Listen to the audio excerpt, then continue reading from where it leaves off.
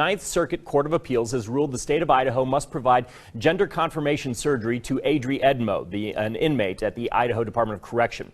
Now, we have team coverage tonight. Madeline White will tell us where this fight may be going next. But first, 6 on Your Side's Jessica Taylor is live in Boise to break down the specifics of this historic ruling. The ruling means Edmo will be the first transgender inmate in the country to receive the surgery specifically because of a court order. But according to Governor Brad Little, the state is planning to take this case to the Supreme Court of the United States.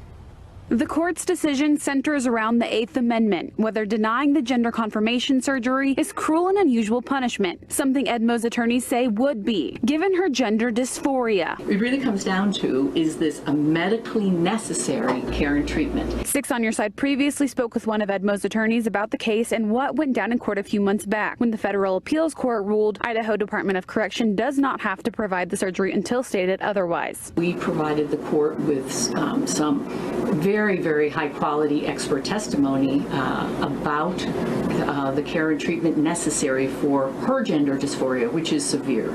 And the medically necessary treatment is gender confirmation surgery. A panel of judges from the Ninth Circuit agreed with the decision made by a federal judge last December that denying the surgery is cruel and unusual punishment. However, it doesn't necessarily end here. Governor Brad Little responded to the ruling, stating in part, "The court's decision is extremely disappointing. The hard-working taxpayers of Idaho should not be forced to pay for a convicted sex offender's gender reassignment surgery when it is contrary to the medical opinions of the treating physician and multiple mental health professionals. I intend to appeal this decision to the U.S. Supreme Court." 6 on Your Side reached out to both Edmo's legal team and the Department of Corrections. The Department of Corrections said they have nothing to add beyond what Governor Little said in his statement. Edmo was currently housed in a men's prison south of Boise. 6 on Your Side will continue to keep you updated as we learn more about this case. Reporting live outside the Capitol, Jessica Taylor, 6 on Your Side.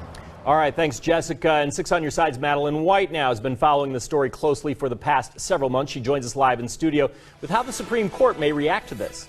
Yeah, the Supreme Court may not take the case, but if they do, it's worth noting the Supreme Court has held that consciously ignoring a prisoner's serious medical needs amounts to cruel and unusual punishment in violation of the 8th Amendment. In my previous reporting, one medical doctor I spoke to says gender confirmation surgery is a medical necessity for those who feel like their bodies need to match how they feel. But some say inmates shouldn't be able to get it covered when a person out of prison cannot.